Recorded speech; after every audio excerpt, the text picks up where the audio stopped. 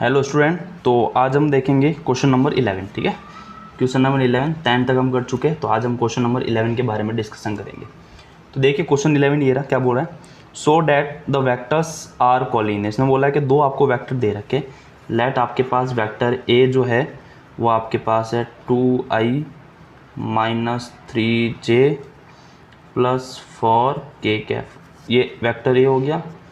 और vector B जो है वो है -4i plus 6j minus 8k Kaif, ये वेक्टर बी है। ठीक है, तो हमको ये शो करना है ये दोनों वेक्टर कोलिनियर है। क्या है? कोलिनियर। तो इसके लिए देखो मैंने दो मेथड आपको बताए थे।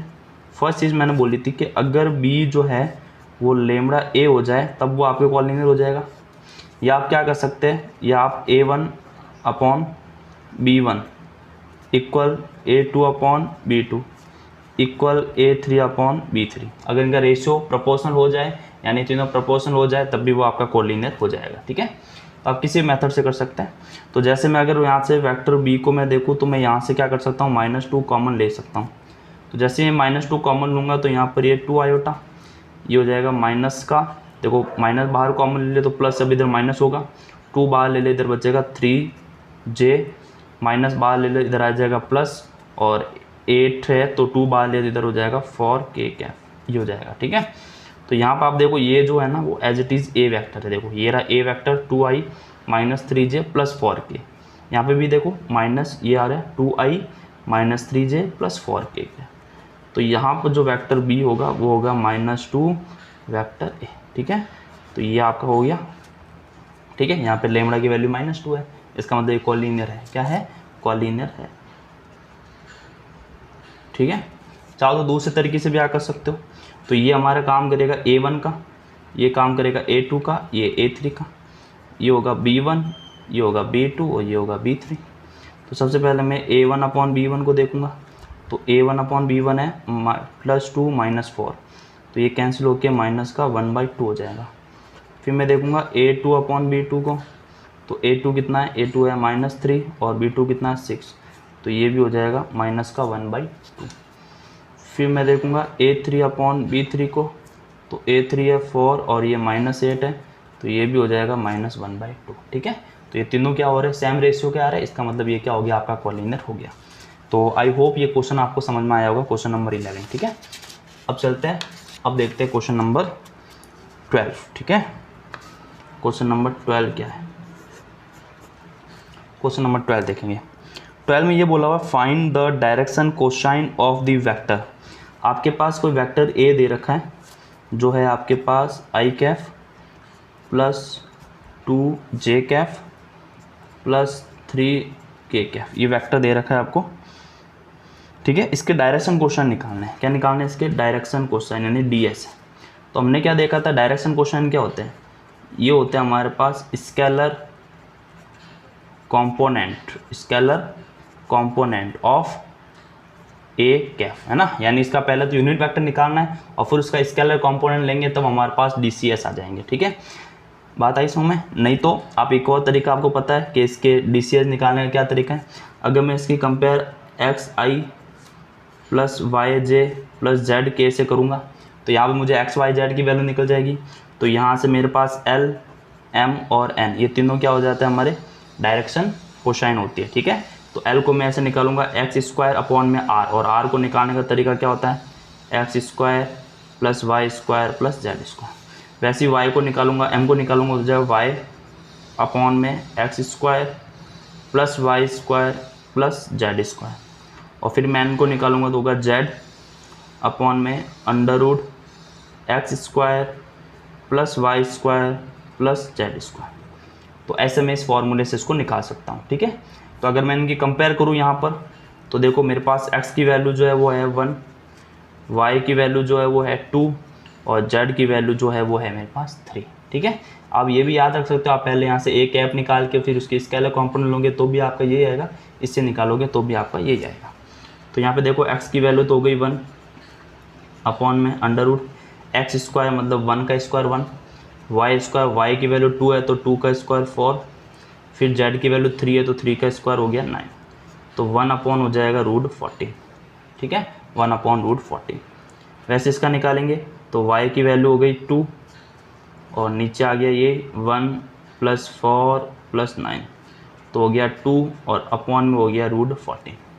ठीक है, वैसे इसके अंदर निकालेंगे तो z की वैल्यू हो गई 3 अपॉन में ये आएगा 1 + 4 + 9 तो यहाँ पे हो जाएगा 3 अपॉन में √14। ठीक है, तो हमारे पास L, M और N, ठीक है, इसकी वैल्यू आ जाएगी हमारे पास 1 अपॉन √14, 2 अपॉन √14, 3 अपॉन √14। ठीक है, तो ये आ गया। अब आप चाहो तो इसको a कैप निकाल के निकालोगे तो भी ये आंसर आएगा। निकाल के दे देता हूँ भैया आपको। सेकंड मेथड देखते हैं इसका। तो मैं पहले यहाँ से a कैप निकालूंगा। तो a कैप क्या होता है? ये होता है vector a upon magnitude of a, ये होता है वेक्टर a। क्या है आपका वेक्टर a है i + 2j + 3k, ये आ गया वेक्टर a। अपॉन में इसका मैग्नीट्यूड क्या आएगा? ये जो आएगा वही तो मैग्नीट्यूड है, तो √14 इसका मैग्नीट्यूड आ जाएगा। ठीक है, फिर √14 को आप अलग अलग लिख दोगे तो i अपॉन में √14 + 2 अपॉन में √14 z, 3 अपॉन में √14 और k, ये हो गया।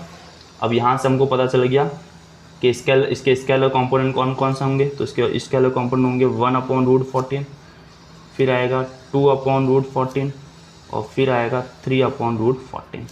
तो ये आ गया इसके, ठीक है, डायरेक्शन कोसाइन। तो मेरे हिसाब से दोनों मेथड आपको समझ में आए होंगे। जो भी आपको करना वो आपका मेथड कर सकते हैं।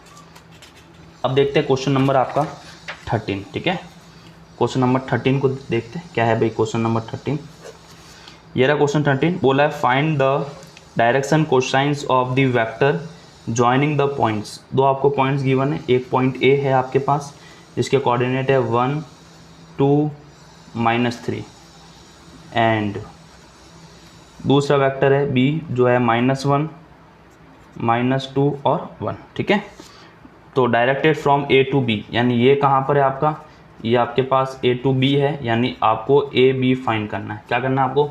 ए बी फाइंड करना है। ठीक है, तो पहले तो मैं इस वेक्टर ए को मैं एक वेक्टर की फॉर्म में लिख देता हूँ। इस ए पॉइंट को तो वेक्टर की फॉर्म लिखोगे तो ये जो है एक्स आई, यानी ये जो एक्स है इसका यूनिट वेक्टर आई होगा, तो मैं इसको लिख दूंगा आई, इसको लिखूंगा प्लस का 2j, इसको लिखूंगा माइनस का 3k। ठीक है, तो इसको मैंने वेक्टर फॉर्म में लिख दिया ए को। वैसे मैं बी को भी लिख सकता हूँ।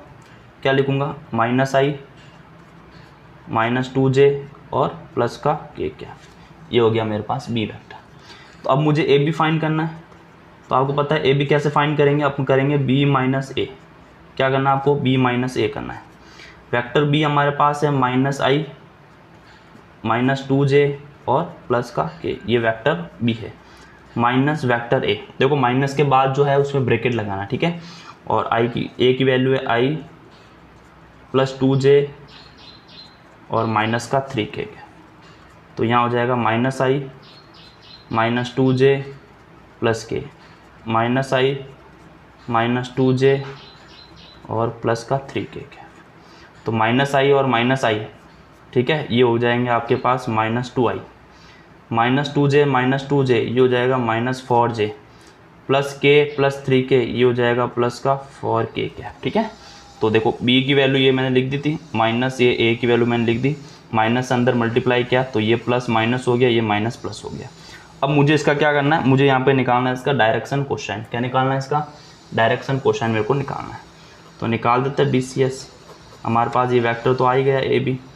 ठीक है, अब आप जो बोलोगे उस हिसाब से हो जाएगा। ठीक है, तो आप पहले एल की वैल्यू निकालोगे तो यहाँ पर क्या होगा formula, x/√x² + y² + z²। x की वैल्यू है -2 अपॉन में x² -2 का स्क्वायर 4 हो जाएगा प्लस -y का स्क्वायर 16 हो जाएगा और यहाँ पे भी हो गया 16। तो 16, 32 और 4, 36 हो जाएगा। मतलब ये हो जाएगा -2/36 जिसका अंडर स्क्वायर रूट कितना हो जाएगा 6। तो ये हो जाएगा -1/3। ठीक है, कैंसिल हो जाएगा 2 की टेबल से, तो -1/3। वैसे ही मैं m फाइंड जब करूँगा तो आएगा ऊपर -4 और नीचे वही आएगा आपका 6। तो ये हो जाएगा -2/3, 2 से कैंसिल करूँगा तो। ठीक है, फिर आएगा मेरे पास n जिसमें ऊपर आ जाएगा 4, नीचे आ जाएगा 6 और ये हो जाएगा प्लस का 2/3। ठीक है, तो यहाँ से मेरे पास LMN इनकी वैल्यू मेरे को मिल गई है। इसकी वैल्यू क्या है, -1/3 -2/3 एंड 2/3। तो ये मेरे को इसके LMN की वैल्यू हमको मिल गई है। ठीक है, तो आई होप ये क्वेश्चन आपको समझ में आ गया होगा, 13 क्वेश्चन। अब देखते हैं क्वेश्चन नंबर 14। क्वेश्चन 14 क्या बोलता है, ये बोल रहा है so that the vector i j k, यानी वेक्टर हमको दे दिया, मान लो वेक्टर a है, वो हमको दे दिया i + j + k is equally incline to the axis OX OY OZ, है ना। यानी मेरे को ये प्रूफ करना है अल्फा इक्वल होगा बीटा इक्वल होगा गामा, ये तीनों इक्वल करना है। या मैं इनको इक्वल को तो या कर दूँ मैं कोस अल्फा कोस बीटा और कोस गामा। ठीक है, यानी L = M = N, यानी आप LMN की जब वैल्यू निकालते हो तीनों इक्वल आनी चाहिए। इसका मतलब वो सेम एंगल पे क्या करेगा, इंक्लाइन करेगा। तो निकाल देते हैं LMN की वैल्यू। तो L की वैल्यू क्या होगी, फॉर्मूला पता है आपको, x/√x² + y² + z²। x की वैल्यू कितनी इधर 1 है, अपॉन x² + y² z², 1 1 1 तो 3 हो जाएगा। तो ये हो गया 1/√3। ठीक है, फिर मैं m की वैल्यू निकालूंगा, तो देखो यहाँ पर y की वैल्यू 1 है और अपॉन में √3। जैसे मैं n की वैल्यू निकालूंगा तो वो भी आ जाएगा 1/√3। तो यहाँ पर L इक्वल हो गया M इक्वल हो गया N, तीनों इक्वल हैं।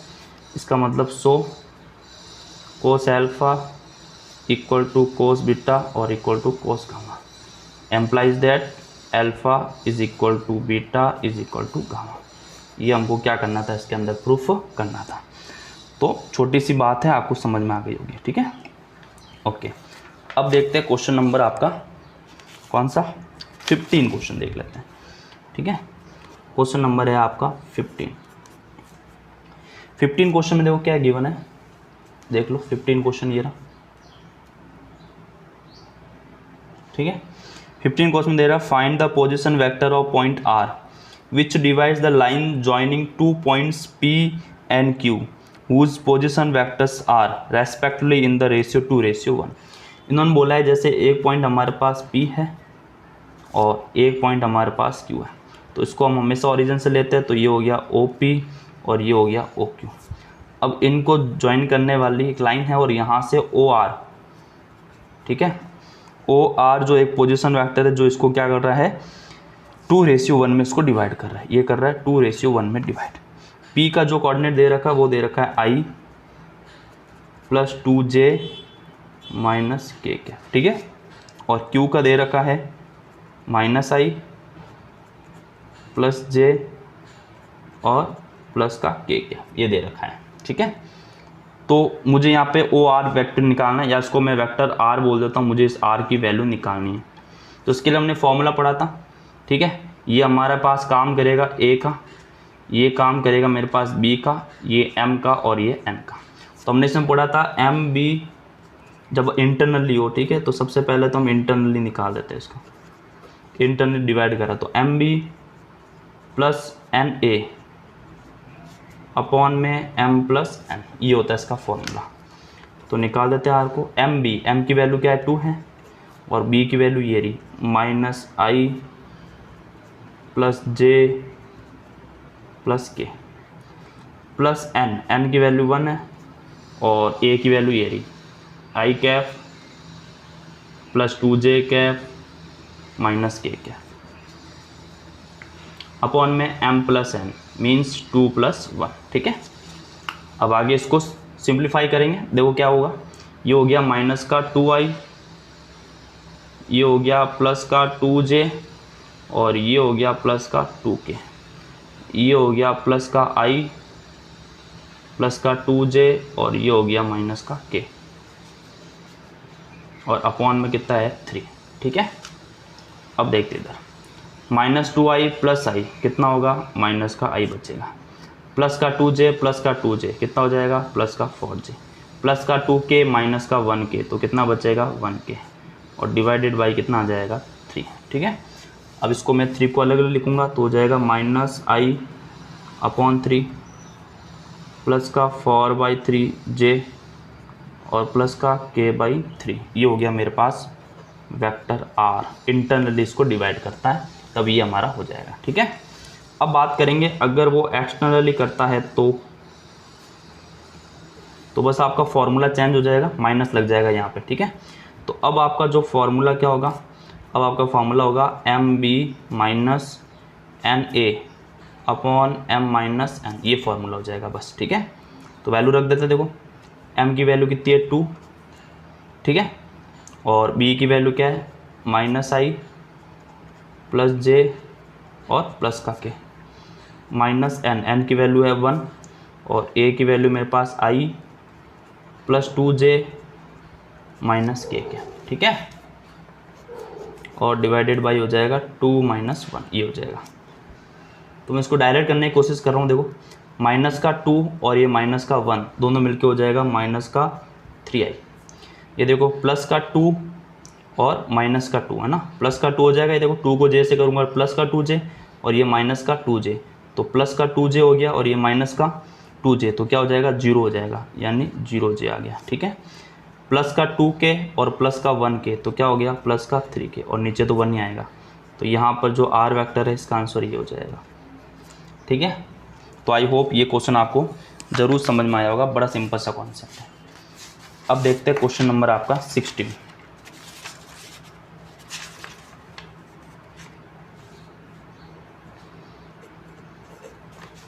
अब देखते हैं क्वेश्चन नंबर 16। ठीक है, ये रहा क्वेश्चन नंबर 16। देखो क्या गिवन है, find the position vector of the mid point of vector joining P and Q। तो एक तो वेक्टर P दे रखा है जिसके कोऑर्डिनेट हमको पता है ये है, Q हमको दे रखा है जिसके कोऑर्डिनेट पता है ये है। तो पहले तो हम इस P को क्या लिख देते हैं, पोजीशन वेक्टर में लिख देते हैं OP, तो उसको हम लिखेंगे 2i plus 3j plus 4k।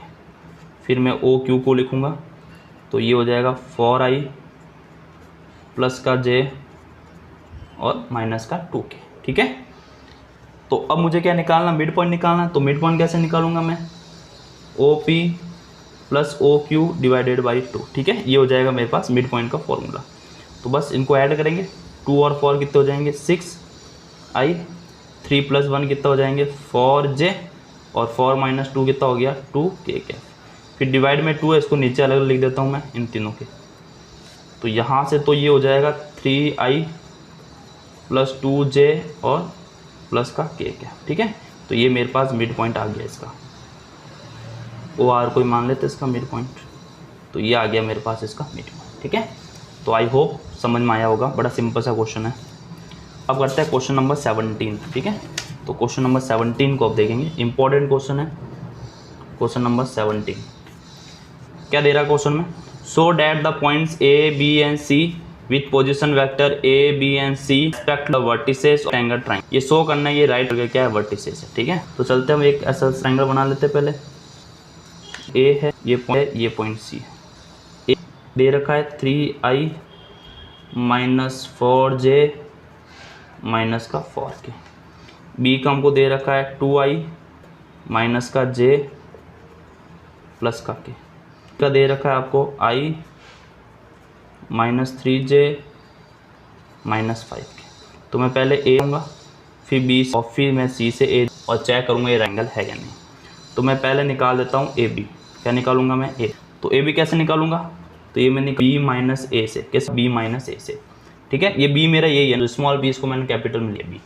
तो देखो B माइनस A कितना होगा, माइनस 3 कितना हो गया माइनस का I, माइनस j प्लस का 4 तो हो जाएगा प्लस का 3j, प्लस का k और ये प्लस का 4 हो जाएगा तो प्लस का 5k हो जाएगा। ठीक है, अब मैं इसका मैग्नीट्यूड निकाल देता हूँ। मैग्नीट्यूड निकालूंगा, देखो ये 1 का स्क्वायर 1, 3 का स्क्वायर कितना हो जाएगा 9 और 5 का स्क्वायर कितना हो जाएगा 5, हो जाएगा आपके पास 35। ठीक है, 9 हो गया, ये हो गया 35, ये आ गया AB। अब मैं निकालूंगा BC। तो BC निकालूंगा तो मुझे क्या करना पड़ेगा, C माइनस B करना पड़ेगा, यानी इसमें से इसको माइनस करना है। ठीक है, तो देखो I माइनस 2i, तो ये माइनस का i कैप हो जाएगा, माइनस 3 और ये प्लस का हो जाएगा, माइनस 3 प्लस का है तो प्लस का, माइनस 3 प्लस का है तो माइनस का 2j कैप हो जाएगा, माइनस 5 और माइनस 1 तो ये हो जाएगा माइनस का 6k कैप। ठीक है, अब मैं इसका क्या निकालूंगा, यहाँ पे मैग्नीट्यूड निकालूंगा BC का। तो देखो इसका मैग्नीट्यूड कितना होगा, 1 का 1, 2 का 4 हो गया और 6 का कितना हो जाएगा 36। तो ये हो जाएगा मेरे पास 41। ठीक है, ये मेरे पास कितना हो जाएगा 41। अब मैं निकालूंगा CA, कहाँ निकालूंगा CA, भाई A से B पर आ गया, B से C, अब निकालूंगा मैं CA, मतलब A माइनस C निकालूंगा। ठीक है, ऐसे चलना आपको, एक फिक्स है ना, एक फिक्स ऑर्डर में चलना है। तो A माइनस C करूँगा मैं, तो देखो इसमें से इसको माइनस करूँगा, 3i में से 1i गया तो 2i बचेगा, -4 है, ये प्लस का 3 हो जाएगा तो माइनस का j बचेगा, माइनस का 4 है, ये प्लस का 5 हो जाएगा तो प्लस का k बचेगा। तो अगर मैं यहाँ पर इसका मैग्नीट्यूड निकालूंगा तो मेरे पास हो जाएगा 4 + 1 + 1, यानी ये कितना हो गया √6। ठीक है, तो राइट एंगल ट्रायंगल के लिए क्या है, जो सबसे लॉन्गेस्ट साइड है, इसमें लॉन्गेस्ट साइड इधर क्या आ रहा है, BC आ रहा है। तो अगर मैं BC का स्क्वायर करूँ, ये इक्वल होना चाहिए मेरे पास किसके, CA के स्क्वायर प्लस AB के स्क्वायर के इक्वल होना चाहिए, तब तो वो हो जाएगा हमारा राइट एंगल ट्रायंगल। इक्वल नहीं हुआ तो नहीं होगा। तो BC का हम देखेंगे तो √41 है, √41 का स्क्वायर। CA का देखेंगे तो आया √6, तो √6 का स्क्वायर, और AB का देखा तो आया था √35, तो इस पर हो जाएगा √35 का स्क्वायर। तो √41 का स्क्वायर 41, 6 का स्क्वायर 6, √35 का 35, यहाँ पे भी 41 आ गया, ये भी 41 आ गया। इसका मतलब है it is a right angle triangle. ठीक है, तो ये हमारा क्या होगा, राइट एंगल ट्रायंगल होगा। तो आई होप कि ये सारे के सारे क्वेश्चन बड़े इजी तरीके से आपको समझ में आए होंगे।